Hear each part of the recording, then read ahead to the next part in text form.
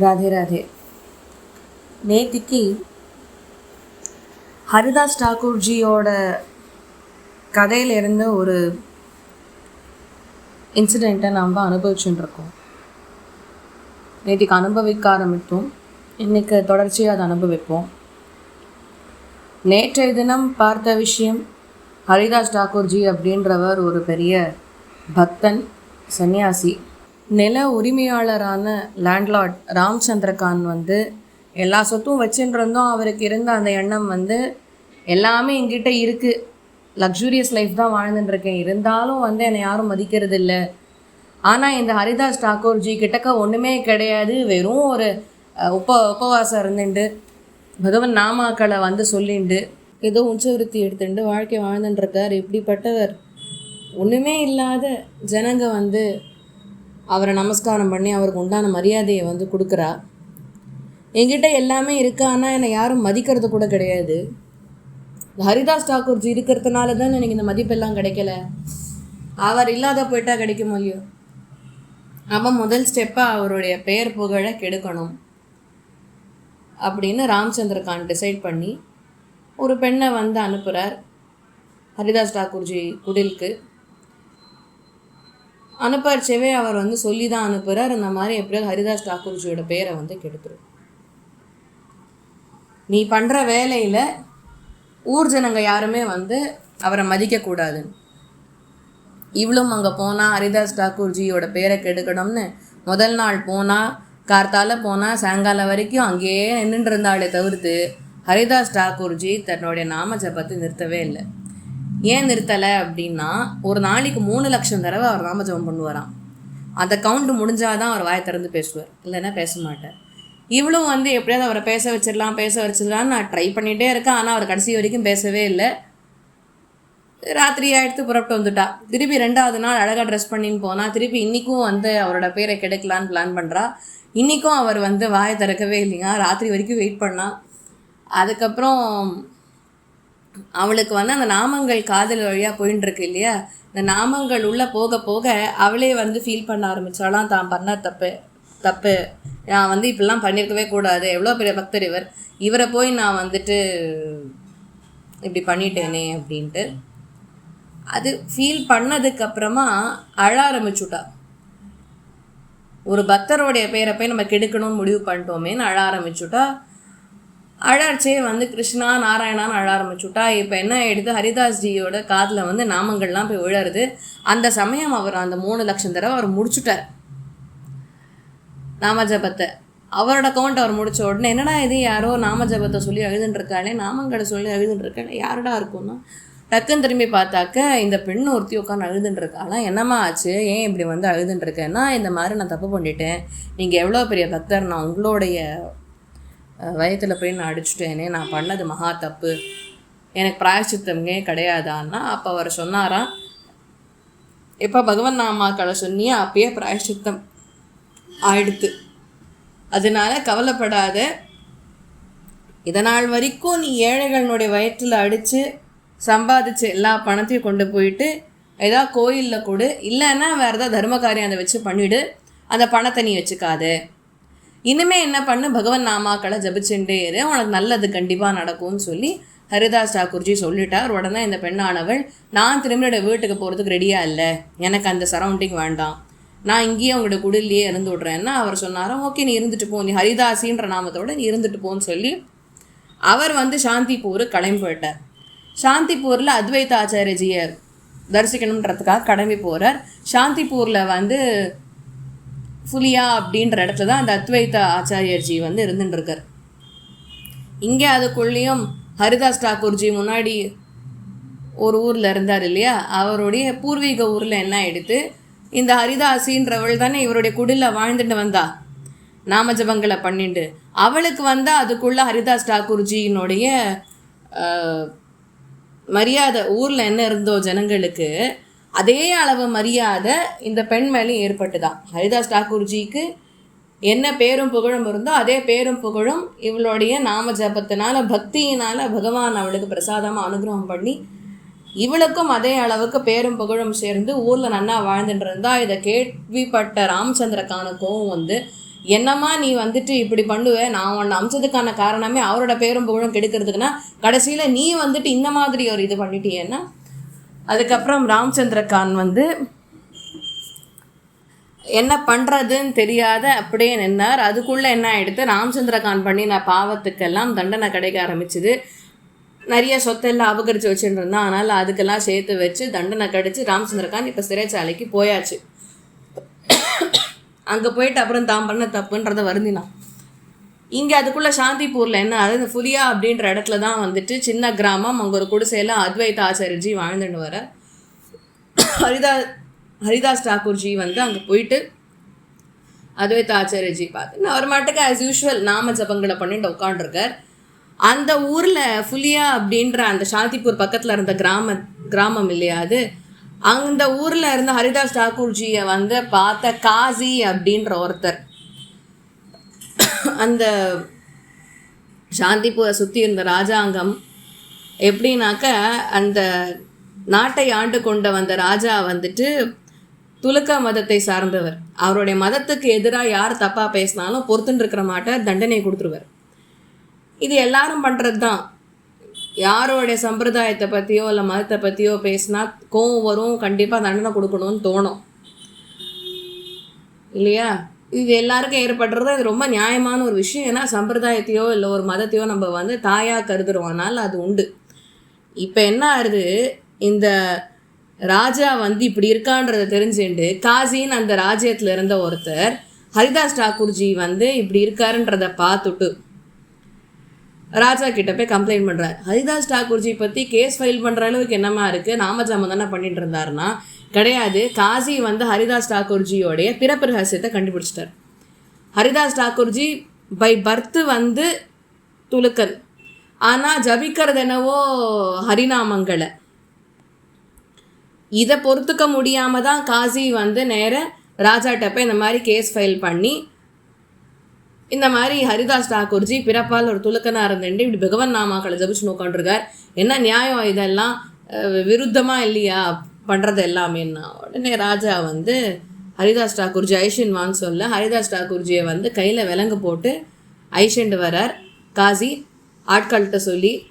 அவளும் வந்து ஐஷன் வந்து ராஜ்யத்தில் கொண்டு வந்து நிறுத்துறா. ராஜா உடனே ஹரிதாஸ் டாக்கூர்ஜியை விசாரிக்கிறார், என்ன நடந்தது, ஏன் இந்த மாதிரி இருக்கீள், உண்மையை சொல்லுங்கோ, நீங்கள் திருப்பி வந்துட்டு பழைய மாதிரி நம்ம சம்பிரதாயத்தை ஒட்டி இருக்கேன்னா சந்தோஷம், மாறிவிடுறா சொல்லுங்கோ, அதான் நரக வேதனை அனுபவிக்கணும், நீங்கள் வேணும்னா பெசாத இந்த கல்மாவெல்லாம் படிச்சுட்டு நான் பண்ண தப்புன்னு ஒத்துன்ட்டேன்னாக்க உங்களுக்கு உண்டான ஒரு தண்டனையை வந்து நான் குறைச்சிட்டு கம்மியான தண்டனையாக கொடுத்து உங்களுக்கு நான் உயிர் பிழைக்க வச்சுருவேன், இல்லைன்னா ரொம்ப நரக வேதனை ஆகிடும்னா. இப்போ டாக்கூர்ஜி சொன்னாரா, உங்கள் பகவான் நாமாக்களை சொல்கிறது யார் வேணாலும் சொல்லலாம், அதுக்கு இன்னார் தான் சொல்லணும் நியமம் கிடையாது.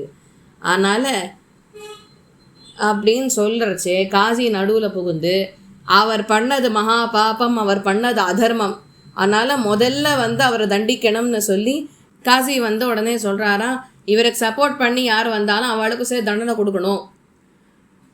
இந்த ஹரிதாஸ் டாக்கூர்ஜிக்கு வந்து மரண தண்டனை கொடுக்கணும், அது கூட லேஸில் அப்படியே கொண்டு போய் மரண தண்டனை கொண்டு போய் சேரக்கூடாது. இவரை முதல்ல வந்து சுற்றி இருக்கிற 22 மார்க்கெட்லேயும் அடித்து ஐஷிண்டு போகணும் சாட்டையால் ஹரிதாஸ் டாக்கூர்ஜி அடித்து 22 மார்க்கெட்லேயும் ஊர்வலமாக ஐஷின் போகணும். அதுக்கப்புறம் தான் மரண தண்டனை நிகழணும் அப்படின்னா ராஜா உடனே ஓகே சொன்னாராம். உடனே கீழே இருக்கிறவா எல்லாருமே வந்துட்டு ஹரிதாஸ் டாக்கூர்ஜியை வந்து ஐஷின் போகிறா. வெள்ளங்க மாட்டி வீதிகள்லாம் ஐஷின் போய் அந்த 22 வீதிகள் ஊர்வலமாக வரணும்னு சொன்னான் இல்லையா காசி, அந்த 22 வீதிகள்லேயும் ஊர்வலமாக வச்சு சாட்டையால் அடித்து ஐஷின் வந்தாராம். இவர் அடிச்சுட்டே இருக்கார். ஹரிதாஸ் டாக்கூர்ஜியா வழியில் வந்து நம்மளாட்ட அம்மா அப்பா அதெல்லாம் கத்தலை, ஹரிபோல் ஹரிபோல் ஹரிபோல் பகவன் நாமாக்களை சொல்லிகிட்டே இருக்கார். இவாள்லாம் ஆச்சரியப்பட்டாங்க, இவ்வளோ அடிக்கிறேன் மனுஷன் வந்து ஒரு தடவை கூட அம்மா அப்பான்னு கத்த மாட்டான், வலிக்குதேன்னு கத்த மாட்டான், ஹரிபோல் ஹரிபோல் சொல்லிகிட்டே இருக்கானே இவாள்லாம் யோசிக்கிறா. ஹரிதாஸ் டாக்கூர்ஜி ஒரு கட்டத்தில் வந்துட்டு மயக்கம் போட்டு கீழே விழுந்துட்டார். அவள்லாம் தொட்டு பார்க்குறா, மூச்சு இல்லைன்றது தெரிஞ்சுக்கிறா. இவர் இறந்துட்டாருன்னு காசி நம்பி கொண்டு போய் கங்கையில் கொண்டு போய் போட்டுறார் ஹரிதாஸ் டாக்கூர்ஜியை. ஹரிதாஸ் டாக்கூர்ஜி அவர் கங்கை ஸ்பரிசம் பட்ட உடனே ஏதோ அமிர்தம் பட்டா மாதிரியே அவருக்கு உணர்வு ஏற்பட்டு, கங்கை அவளும் ஒரு தாய் உள்ளம் கொண்டவள் தானே, அவள் என்ன பண்ணுறான், ஹரிதாஸ் டாக்கூர்ஜியை தன்னுடைய மடியில் ஏந்துண்டு அவர் கங்கை நதியில் மூழ்காத பார்த்துண்டா. உடனே கங்கை பார்த்துண்டா அந்த விதத்திலேயே ஹரிதாஸ் டாக்கூர்ஜிக்கு நினைவு திரும்பி கிருஷ்ண கிருஷ்ணான்னு சொல்லி உடனே கங்கை ஹரிதாஸ் டாக்கூர்ஜியோட உடம்புல இருந்த எல்லா காயங்களையும் போக்கி, கங்கை அவருக்கு உண்டான அந்த வலி எல்லாத்தையும் போக்கடித்து அவரை கரையில் கொண்டு போய் சேர்த்துட்டாலாம். கரையில் வந்த உடனே இந்த புலியா அப்படின்ற கிராமத்துக்கிட்ட தான் இவர் திரும்பி சேர்றார். இந்த புலியான்ற கிராமத்துக்கிட்ட சேர்ந்த உடனே ஊர்ஜனங்கள்லாம் பார்த்து அவரை கொண்டு போய் அந்த குடிசையில் கொண்டு போய் விட்டு, அதுக்கப்புறம் ஹரிதாஸ் டாக்கூர்ஜி பழைய மாதிரி உட்காந்துட்டு கீர்த்தனைகள் எல்லாம் பண்ணின்றதாரா. அவருக்கு இன்ஃபேக்ட் மருந்தே தேவைப்படல அவரோட காயங்களை ஆக்கிறதுக்கு, கங்கையே நீக்கிட்டா.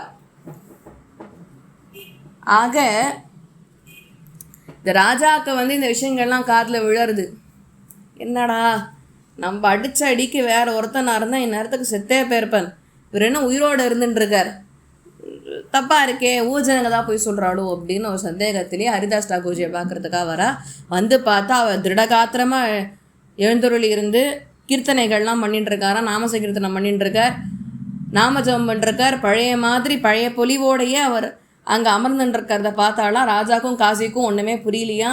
அப்போ புரிஞ்சுட்டாலாம் ஒரு விஷயத்தானா, நடக்கிறது எதுவும் புரியல, ஆனால் ஒரு விஷயம் புரிஞ்சுண்டா, தான் பண்ணது தப்புன்னு அவள் அந்த ஆச்சரியத்தில் புரிஞ்சுண்டா. ஒரு பக்தனை இவ்வளோ நிந்திச்சிருக்கூடாது, தண்டிச்சிருக்கூடாது, நான் பண்ணது மகா பாவம்னு சொல்லி ஹரிதாஸ் டாக்கூர்ஜி கிட்ட காலில் விழுந்து மன்னிப்பு வேண்டா. உடனே ஹரிதாஸ் டாக்கூர்ஜி உங்கள் மேலே தப்பு இல்லை, நான் ஏதோ பாவம் பண்ணியிருக்கேன், அதனால தான் நான் அனுபவிக்கிறேன்னு சொல்லி ராஜா உடனே ஹரிதாஸ் டாக்கூர்ஜி கைங்கரியம் பண்ணணும்னு நான் கேட்டாராம். ஹரிதாஸ் டாக்கூர்ஜி சொன்னாராம், நீங்கள் பண்ண வேண்டியது ஒரே ஒரு விஷயந்தான், எந்தெந்த இடத்துலலாம் நாம ஜபங்கள் கீர்த்தனைகள் இதெல்லாம் நடந்துட்டுருக்கோ தயவு செஞ்சு அந்த இடத்துல போயிட்டு யாரையும் தண்டிக்கிறதோ இன்னிக்கிறதோ தயவு செஞ்சு பண்ணாதீங்க, யாரையும் நிந்திக்க வேண்டாம், யாரையும் தண்டிக்க வேண்டாம். அந்த நாம சங்கீர்த்தம் நடக்கிற இடமோ இல்லை ஒரு பிரவச்சனமோ இல்லை ஏதோ ஒரு இடம் பகவான் நாமாக்களை ஜபிக்கிற இடமோ இல்லை ஒரு சத்சங்கம் பகவத் விஷயம் டிஸ்கஸ் பண்ணுற ஒரு இடத்த போயிட்டு அந்த இடத்த நெகட்டிவாக மாற்றி அங்கே இருக்கிறவாளெல்லாம் துன்புறுத்துறது, சொல்கிறவரை துன்புறுத்துறது, இதெல்லாம் தயவு செஞ்சு பண்ணாதீங்க, நீங்கள் பண்ணுற ஒரே ஒரு நல்ல காரியம் அதுதான், தயவு செஞ்சு அதை பண்ணுங்கன்னு சொல்லி ஹரிதாஸ் டாக்கூர்ஜி நடந்தது எல்லாத்தையும் மறந்துருங்கோ அப்படின்னு ராஜா கிட்டேயும் காசிக்கிட்டேயும் சொல்லி, பாருங்கோ மனுஷன் அப்படின்னு சொல்லிட்டாக்கவே சுகதுக்கங்கள் ரெண்டும் மாறி மாறி தான் வரும். ஒரு மனுஷனோட உடம்புல சுகமும் இருக்கும் துக்கமும் இருக்கும், ஒரே மாதிரி வண்டி ஓடாது. இதுதான் கீதையிலையும் கண்ணன் சொல்கிறான் இல்லையா அர்ஜுனன் கிட்டக்க, சீதோஷ்ண சுக துக்கதாகான்னார். சுகமும் இருக்கும் துக்கமும் இருக்கும், ரெண்டும் மாற்றி மாற்றி தான் வரும். ஒரு இடத்துல குளிரும் இருக்கும், அதே நேரத்தில் வெயில் காலம் வந்தால் வெயிலும் அடிக்கும். வெயில் மட்டும்தான் இருக்கணும் மழை மட்டும்தான் அடிக்கணும்னா அந்த மாதிரி ஓடாது. ஏன்னா அதான் இயற்கை, ரெண்டுத்தையும் சமமாக பாவிச்சுட்டு போகிறது தான் ஒரு மனிதனுடைய வாழ்க்கை. சுக்கத்தையும் துக்கத்தையும் நியூட்ரலாக பேலன்ஸ் பண்ணணும். எனக்கு சுகம் வந்துருத்தேன்னு ஓவராக சந்தோஷப்பட்டுண்டோ இல்லை துக்கம் வந்துருத்தேன்னு ஓவராக துக்கப்பட்டுண்டோ இருக்க முடியாது. அதனால் இது என்னுடைய கர்மா, அதனால் நான் அவஸ்தைப்பட்டேன், தயவு செஞ்சு நீங்கள் யாருமே தப்பாக எடுத்துட்டு இதுக்காக உட்காந்து வருந்த வேண்டாம், விட்டுடுங்கோ, நடந்தது எல்லாத்தையும் மறந்துடுங்கோன்னா. இதெல்லாம் கேட்டதுக்கப்புறமா ராஜா அவருடைய காலில் விழுந்து, எல்லா வைஷ்ணவர்கள்லையும் ஹரிதாஸ் டாக்கூர்ஜி காலில் விழுந்து, பகவான் நாமாக்கள் மட்டும்தான் ஒருத்தனை காப்பாற்றுன்றத அவளும் புரிஞ்சுண்டா ஆச்சு. இதெல்லாம் நடக்கிறது. இதுதான் பகவன் நாமாக்களினுடைய ஏற்றம். ஒரு மனிதனுடைய மிகப்பெரிய பலமே வாழ்க்கையில் என்னன்னா பகவன் நாமா தான். இந்த பகவன் நாமாவை டெம்டேஷன்னாலேயோ பயத்தினாலேயோ அட்வர்சிட்டினாலேயோ விடவே கூடாது. துக்கம் வந்ததுன்னா சிரிச்சுட்டே ஏற்றுக்கோங்க, தப்பே கிடையாது. சிரிச்சுட்டே ஏற்றுக்கோங்கோ. அதே மாதிரி நாம ஜபத்தை பண்ணிகிட்டே இருங்கோ. பகவான் மேலே இருக்கிற நம்பிக்கை குறையக்கூடாது. ஞானம் கண்டிப்பாக பகவான் அனுகிரகம் பண்ணுவான். இந்த நாம ஜபத்தை பண்ணிகிட்டே வந்தாலே எல்லா விதமான துன்பங்களையும் தாங்கிக்கிற ஒரு சக்தி வரும். உள்ளே இருந்து ஒரு எஸ்டசி உள்ளூர வர ஆரம்பிக்கும். அது இன்னும் வரலை, அந்த எஸ்டாட்டிக் ஸ்டேட் வந்தது அப்படின்னா நம்மளை சுற்றி நடக்கிற விஷயங்களுக்கெல்லாம் மனசை போக்காத, நமக்கு என்ன வேணுமோ நம்ம அதை பண்ணிப்போம். அந்த நாம ஜபம் பண்ணுறோம் இல்லையா, அப்போ இந்த மெட்டீரியலிஸ்டிக்காக நம்ம ஓடுறத விட்டுட்டு பகவானுக்காக எல்லாத்தையும் பண்ண ஆரம்பிப்போம். இப்போ எனக்காக உனக்காக பொறத்தியாருக்காகன்னு பண்ணிட்டு இருக்கோம் இல்லையா, இதை நிறுத்திட்டு எல்லாம் பகவானுக்காக பண்ணுறேன், பகவானுக்காக நான் இன்றைக்கி சமைக்கிறேன், பகவானுக்காக சாப்பிட்றேன், எல்லாமே பகவானுக்காக. தனக்குன்னு எந்த காரியத்தையும் பண்ணிக்க மாட்டான். எப்போ உங்களுடைய ஹிருதயமானது இந்த நிலையை அடையிறதோ அன்னைக்கு பகவத் சிந்தனையை விளக்க முடியாது. அவனோட நாமங்களை மட்டும் திருடமாக பிடிச்சிக்கோங்கோ. கண்டிப்பாக உங்களுக்கு மெதுவாக பகவானுடைய கம்பெனி அவன் கூடயே இருக்கான்ற அந்த ஃபீலிங் வர ஆரம்பிக்கும். நாம ஜபத்தை பண்ணுங்கோ. ஆட்டோமேட்டிக்காக ஞானம், வைராகியம், பக்தி,